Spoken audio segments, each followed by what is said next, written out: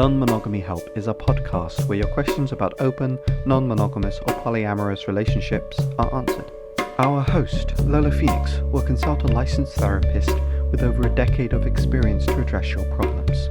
Names and locations have been changed or censored to keep your questions anonymous. You're listening to Non-Monogamy Help, the podcast.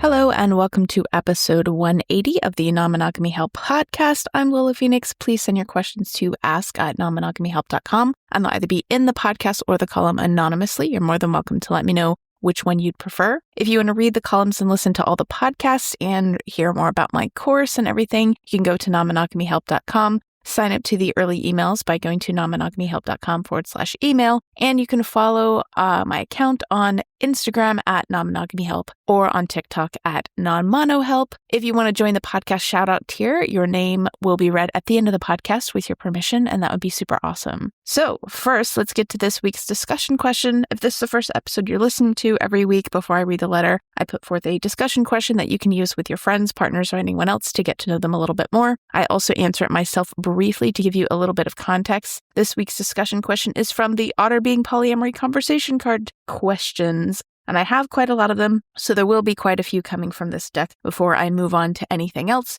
And it's super cool. It's got lots of polyamory associated cards, and you can get 10% off using non-mono help at checkout, and you can go find them if you go to nonmonogamyhelp.com/cards. I can speak today. All right, let's go with this week's discussion questions. So this week's question is, what is your preferred way of scheduling dates/time with your partner or partners? I think that it's actually really important. And one thing that I think that people often miss out on doing, especially if they kind of open within a monogamous couple and they're living with somebody, is thinking about the intentional time that they want to have with their partner and an intentional time that they want to have with other people. So I think I would prefer something regular. I'm not a super last minute kind of person. I can have those types of relationships, and it just depends. One where I, send the person a message and I'm like, oh, you free tonight? Oh, I'm not free tonight.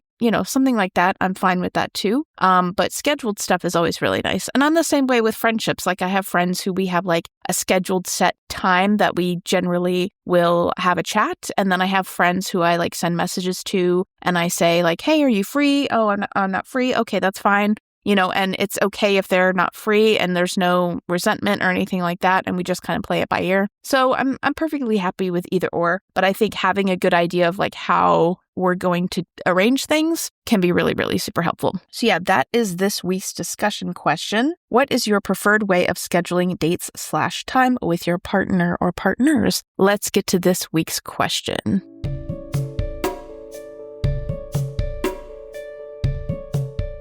My wife came out as polygamous after I figured out she was getting close to another man and confronted her about the relationship. She felt pretty hard for him, and when he found another woman for his girlfriend, he stopped talking to her. She was hurt. I was hurt for her. This was about 3 years ago. Since then, I was struggling with coming to terms with compersion, and she is now ready to have new experiences and relationships with others. I want her to be happy, and she wants me to be too, but I struggle as jealousy is a factor, and I still hold anger to what felt like betrayal after being together for 18 years. Any suggestions at all on how to accept what could be a wonderful new relationship?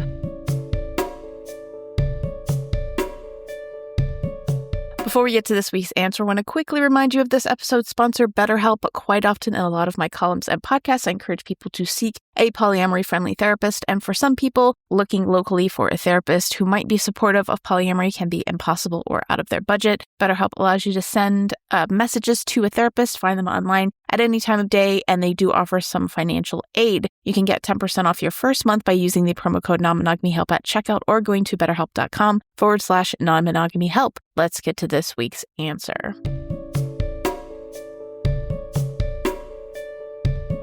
First, I want to clarify, not because I necessarily think that I'm trying to wag a finger at you or anything, but polygamy and polyamory are not the same thing.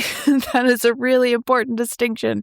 Just because I actually didn't know very much about polygamy and the practice within the cultures that do that sort of thing. And I still am a little bit unfamiliar with that. But the more that I learn about the way that this practice happens, even today in lots of places, like through analysis of certain reality shows, which obviously I take with a grain of salt, but the more that I am kind of annoyed by, not annoyed by you, but like frustrated with the comparison of polygamy and polyamory, which are very, very, very much not the same. From what I gather, polygamy is not a situation, would not be the situation where your wife is able to have other partners. It would be a situation where only you are able to have other partners. And there's a lot that goes into that that is unacceptable. And polyamory is really about you also having the freedom to have other partners. I think it would be polyandry. There's another word. I don't know what the word is. I'm not interested in equitable systems, so I'm not that invested in looking up what that is. But you should also be free to have other relationships in this agreement if that is what you're agreeing to. Now, you may not be interested in finding other relationships, and that's fine, but the freedom should theoretically at least exist for you too. I wonder if you've really worked out and talked about with each other this issue of, it doesn't sound like she was fully cheating, and it doesn't even sound like she necessarily could control it, because we don't necessarily control who we fall in love with. And I think quite often a lot of people are not in touch with their feelings and don't really know how to communicate these sorts of things to partners. And then what ends up happening is that they have these feelings and then they don't know how to communicate this to their partner. Things kind of escalate because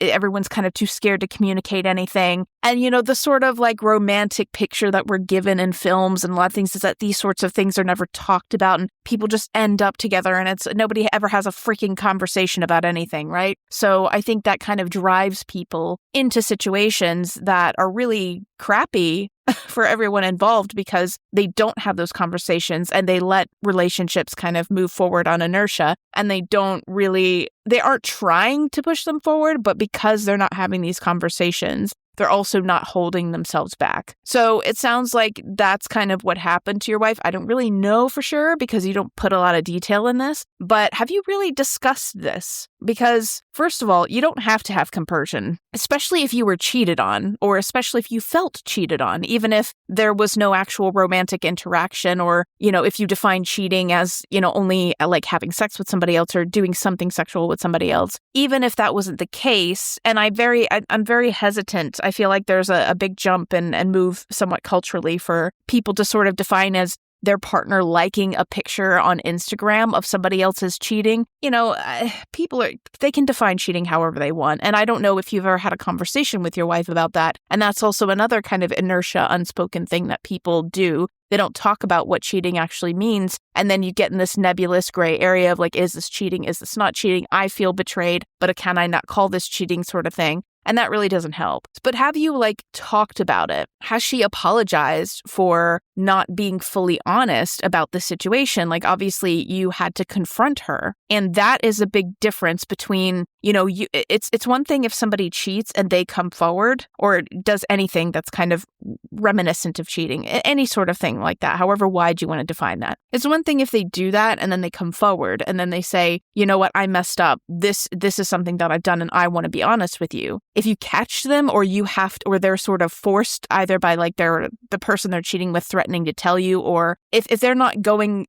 through their confession through honest means, that I think also can compound the feelings of betrayal, because how long would that have gone on? How far would it have gone if you had never confronted the situation, right? And I think that is a really, really critical issue to explore. And I think that you need to be less concerned about I want to be the most best partner in the world and feel compersion and jealousy is the factor here. Jealousy is not the factor here. The factor might actually be, in my opinion, from what little I see, that you haven't really talked about this as much. Have you sat down with a couples therapist? Have you sat down with somebody and talked through why didn't she tell you about this? Because that is kind of the critical key here, is that you're going about, you want to go down this different path that you have no cultural scripts for, that you have no model for, with a partner who has already demonstrated to you that they are not capable of being honest with you if they're too scared. So how do you know that that won't happen again? You don't really. And I mean, you never really know that regardless. But I think that that needs to be the first step that you talk about. Like, it's great that she's ready to have new experiences and relationships with others, but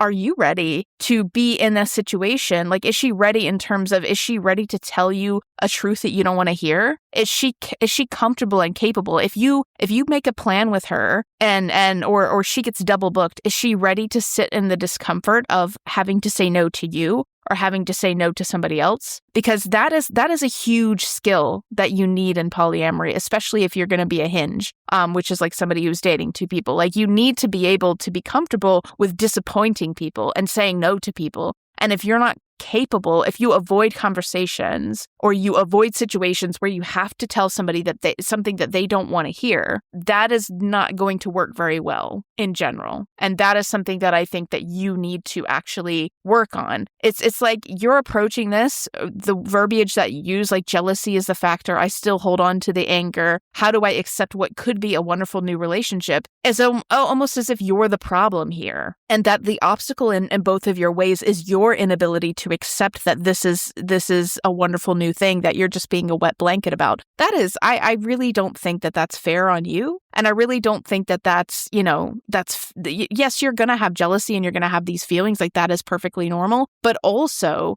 that is compounded by the fact that unless you have resolved, unless she's worked on some things with some therapists about how to not be a people pleaser in a way, or how to, I don't know what her deal is. Like, I don't know why she didn't tell you. I don't know why you had to confront her. But if she can't, and she hasn't done any work on how to tell you things that you may not want to hear, or how to be honest with you about how to ask for things, about how to, recognize when she is feeling feelings for someone and then be able to come to you before you have to confront her. If she hasn't worked on that, then that is actually the thing that needs to be talked about. There are some first steps that I generally advise people that I cover in my course, which is called Fast Track Polyamory. I know I know that my name for my own course, which you can go to polyamoryfasttrack.com to get more information on. And that kind of sets you up for like those physical practicalities. But I'd genuinely, if you haven't worked on this issue, if you haven't talked about the problem that you had to confront her. Why did you have to confront her? And you really have to be able to work that out. And she really has to be more comfortable with like talking about uncomfortable things and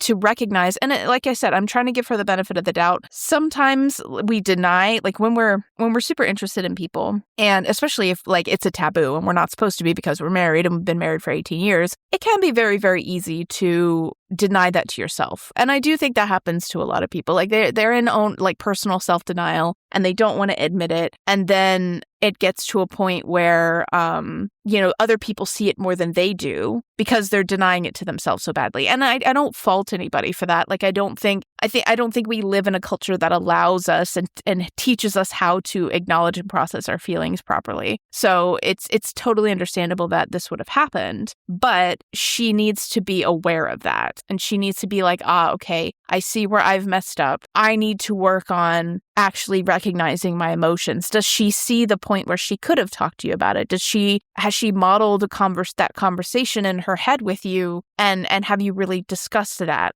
Because I don't know if you had. It was 3 years ago. Maybe you have. Maybe you've been in therapy for the past 3 years and you've talked about it to death. And now it's just about you holding on to that anger. And that is something also you were working with a therapist about, because it can very quickly, easily, like I think the Gottman Institute talks about like the four relationship apocalypse. Like I'm not phrasing this correctly. My brain. I'm sorry. The four horsemen of the relationship apocalypse are like the four things that cause relationships to end. And one of them, if I remember correctly, is resentment, or that is at least part of one of them. And that can easily that type of resentment can easily be like, I can easily see that escalating into a situation where like you have a partner, she's unhappy with it, she wants you to break up with that partner, and you're like, yeah, what, I allowed you, you cheated on me, and then you bring it back. Like if that's not resolved, like I think that can easily come up again in that kind of a way. And so I really think that needs to be discussed and talked about. If you haven't spent the last 3 years in therapy talking about it, I think that that's really, really important.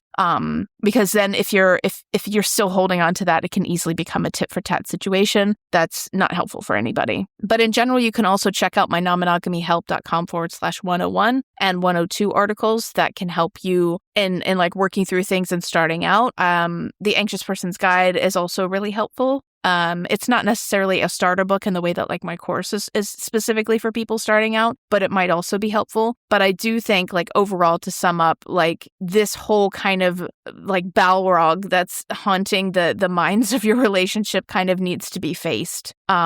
And that needs to be addressed, definitely. And in therapy, or if you're finding a mediator, please try to find a polyamory friendly therapist, because I could easily see like an anti-polyamory therapist being like, oh, well, she's just doing this to, or, you're just wanting to get back at her or whatever. Like I can see this not working very well. But try to find a polyamory friendly couples therapist who can help you both talk about what happened, figure out like how it happened, why it happened. I don't think it's impossible to go from like any sort of type of cheating situation into a healthy relationship. But I think that the work that you do afterward is definitely part of what makes it more successful and what makes it less successful in terms of like how it progresses. So yeah, I hope that helps, and good luck.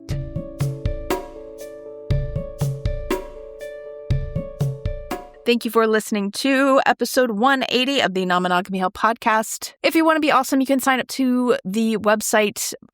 You can do the general support tier, which is free, nonmonogamyhelp.com/subscribe. Or there is a free tier, actually. What am I talking about? But you can also sign up to be a podcast shout out tier supporter, and that's really helpful. Current podcast shout out supporters are Ermi, Mike Kander, and Claire Nilo. If for whatever reason you can't support economically, here are some things you can do. You can subscribe on the free tier, like I just said. Go to nonmonogamyhelp.com/subscribe. I send an email out, I Can Speak Today, every Wednesday that you can sign up to if you go to nonmonogamyhelp.com/email. So you get the columns and the podcast in your inbox a few days before they go live. You can take a screenshot of the podcast, share it to your stories, and tag me. That would be really, really nice. It lets other people know that I exist, and you can rate and review the podcast on iTunes, Spotify, wherever the hell you get reviews. Super appreciate it. That's all for this week. You will get, because it's the end of a season, I'm going to take a break next week. You'll get a new podcast on May 8th, and you will also get a new column on May 1st. All right. Thank you so much for listening.